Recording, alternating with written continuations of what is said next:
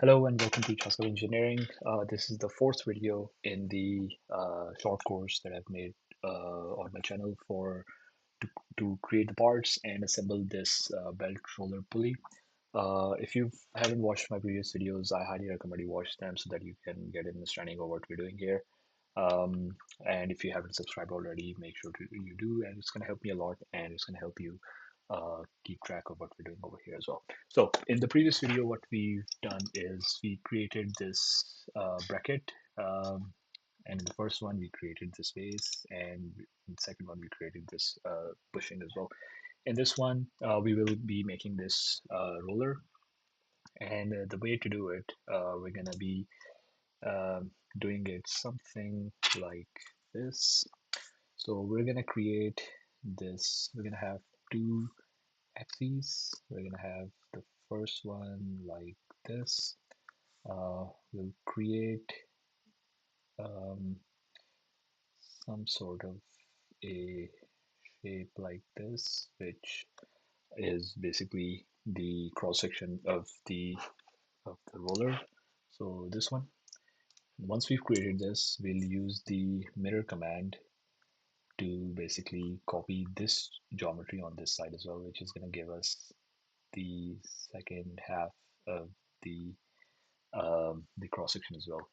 Then we're going to have another axis on this side like this. So once we've created this cross section, we'll exit the sketcher and we'll use the revolve command like how we did on this one for the bushing, and we'll revolve it 360 degrees, and it's going to give us a nice little belt roller in 3D. Yeah, whatever. So yeah, it'll uh, you'll understand it better once you watch the video. So yeah, so without any further ado, we'll get into it. And yeah, as always, make sure to subscribe to the channel as well. So first of all, before you start any assembly, I highly recommend you select a working directory. I've already made it over here. Uh, so that way you can have all your parts in one place instead of just finding it around once it comes to the assembly of the parts. So we'll go over the new part and new any new option for the CREO Parametric. Go over here. The type is the part, and in this case we are making a roller. Or you can name it whatever you want, but I like to keep it simple and just name it roller. Press enter, and you'll enter um, uh, the part modeling environment. Now, so you'll over here see three perpendicular data planes on which you can start sketching. So I'll go over here and select the front one. As you can see, it's highlighted green, and go over here for sketching, and you've entered the sketching window now. So I'll select the, again, I forgot again. So cancel it, go back. I've mentioned in my previous videos to always make sure the units are set to a standard units when, especially when it comes to your assembly. Um, because previously I've been where all my parts have been in millimeters. So if I try to make it in inches, it would have created a very huge part compared to my other ones. So it's for assembly, it would have been a disaster for me. So to do that, you go over here, File, Prepare, Model Properties, and change these units from inch pound second to millimeter kilogram seconds. Set interpret dimension, so it literally converts 1 inch to 1 millimeter instead of converting it. That's okay. Now we have millimeter kilogram seconds selected. Kilogram second is not important at this point, but millimeter is. So close, and now we can start sketching. So front, press sketch, go click this button to enter a sketching view so that the sketch view is perpendicular to what you're making. So at this point, I tend to hide the plane display, so it just makes things cleaner. So now I'll make a center line like this, and another, um, not gonna make that one, but I'll make a center line over here as an axis. So the first thing we have is this axis, this cross section that we will be making, like how I explained over here. So we'll make this geometry, dimension it up, and then we'll mirror it across the other side. So initially I'll make a very rough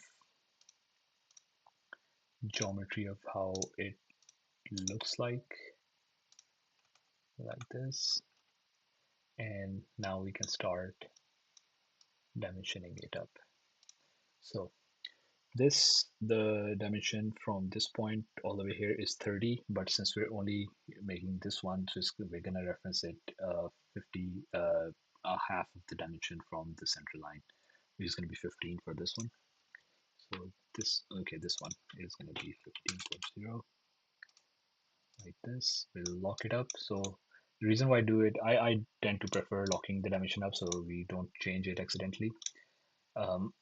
Next thing, we will take this point and divide it by 2, which is going to be 33, and dimension it up as well. So this from here to here.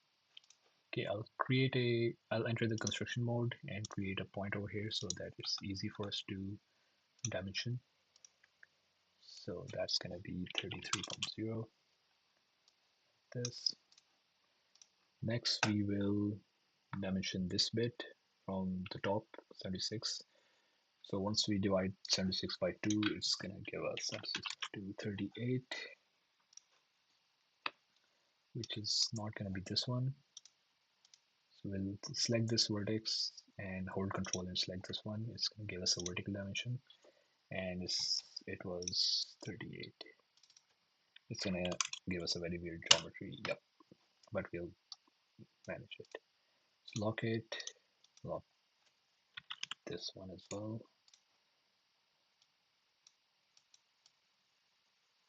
Yeah. Now we've got this dimension, which is 8. If you have it, it's going to give you a 4. So it's going to be 4.0, like that. And we lock this one as well. Now we've got this dimension, which is a very short one. This one is going to be a 3.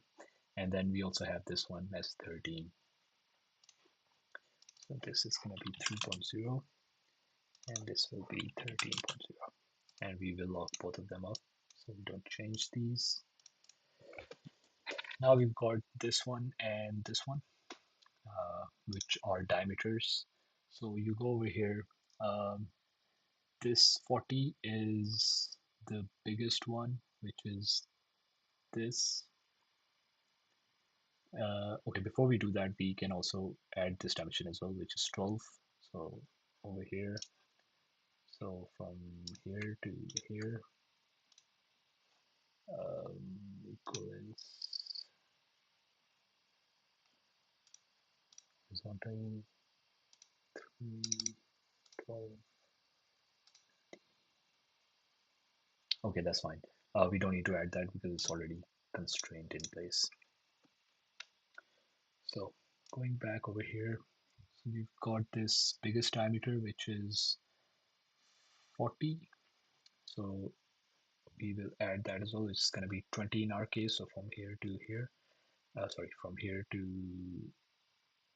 so from here to here, it's going to be 40, 20, like that.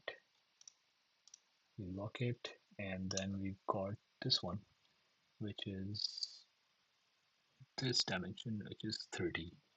But if you have it, it's going to be 15,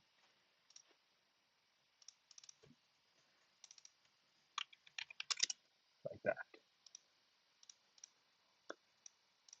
Lock it. Yeah, so now we've got our sketch ready. Now what we'll do is we'll select all of them, hold control, select all of it. We'll use the mirror command and mirror it across like that. Perfect. So now we've got this part of our cross section ready. And the next we'll do is we'll exit the sketching command and we'll revolve it around this axis that we've created, this one. So press OK to exit the sketcher and go for the revolve command, and it will automatically revolve around this axis. So just to show you how it works is you can see over here the angle. That's the angular revolution. So you can either drag it all the way across, or you can select it over here. Currently, the type of the revolution is selected to solid, so it's creating a solid part. You have also have the option to create a surface like that. It only creates a surface, but since we need it in solid, so we'll keep it at that. And then obviously it's going to be a 360 revolution like that, and we'll have this perfectly. Okay. So yeah, I hope you had something to learn from this video. This is how you create a belt roller from a cross section using the revolution command. If you like this video, make sure to drop a like. And if you've got any questions, I will be looking at your comments, so drop them in the comments section below. I will also include this drawing in the description, so if you want to practice it on your own, you can do it as well. So yeah, as always, I'll catch you in the next one. Bye bye.